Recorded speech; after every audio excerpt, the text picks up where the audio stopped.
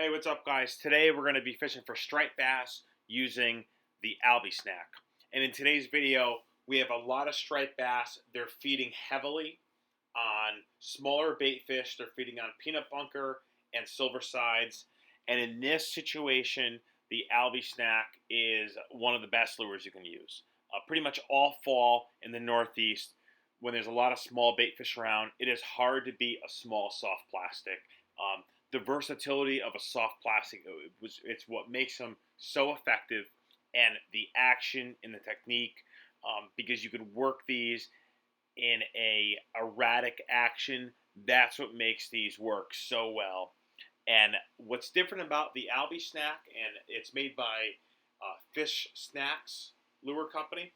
What's different about this compared to other soft plastics is that it's denser, it's a little heavier, and it casts further. So compare this to a Sluggo, which is a great lure, but in the situation like this where fish are feeding on small bait, the smaller profile works better, and having that small bait that can still cast far is really the best combination. So we're fishing these on a 4.0 owner beast hook.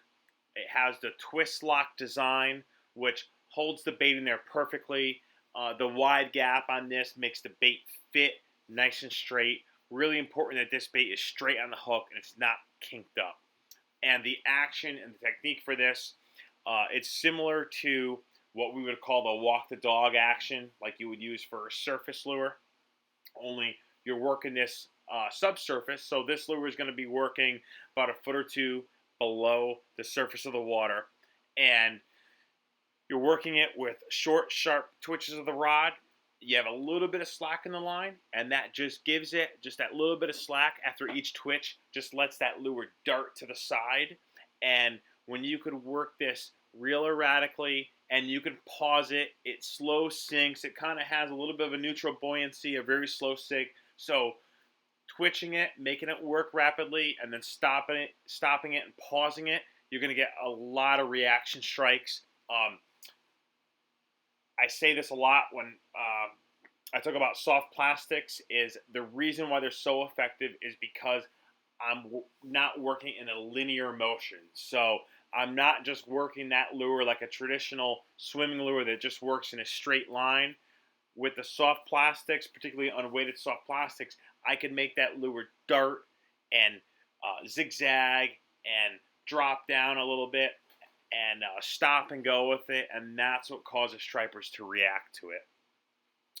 We're fishing these on light tackle. Now, in this video, on this particular day, most of these fish are all schoolie size. I do catch a lot of keeper size fish, and also I do catch some fish over 40 inches. So it is fun when you do hook a really big fish on light tackle.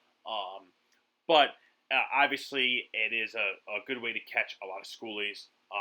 And you're going to see right here, I'm grabbing my tags out. I'm doing some research for Gray's Fish Tagging Company, and we're going to tag and release a bunch of these schoolies today. Another nice thing about the Albie Snack is we're using the single hook, which, especially with schoolies, I try to use a single hook whenever I can. One, it obviously makes unhooking these fish a lot easier, and that fish you see just engulfed that Albie Snack. It's a lot better for these fish. You know, obviously we want these fish to live longer and be caught again, so the single hook is really nice. Now we're using light tackle. This is more of a what I call a finesse technique. So you have to be fishing this on a lighter rod, and the best setup for this, it's such a good setup, is the Shimano 4000 Stratic on a G Loomis E6X inshore rod. The rod I like to use is the 843 SF or the 844 SF. They're nearly the same. And 15-pound braided line. The key to casting these and getting good action is to be using a light line. So I'm using 15-pound Power Pro Super Slick, and for leader, I usually run a 30-pound leader. In this video, you'll see we are using the smallest breakaway clip. I believe it's like a 25-pound clip. It has good action with it. I've done the non-slip loop knot to tie direct. They both work well. In a perfect world, I would probably use the loop knot, if you're fishing recreationally. I use the clips because I'm doing this every day, and we change lures and techniques very frequently, and the clip just makes it so much easier, and it really doesn't take away from the action. It still has great action, so that's your choice whether you want to use the clip or the loop knot is nice as well because it lets that lure swing freely and still gives it great action.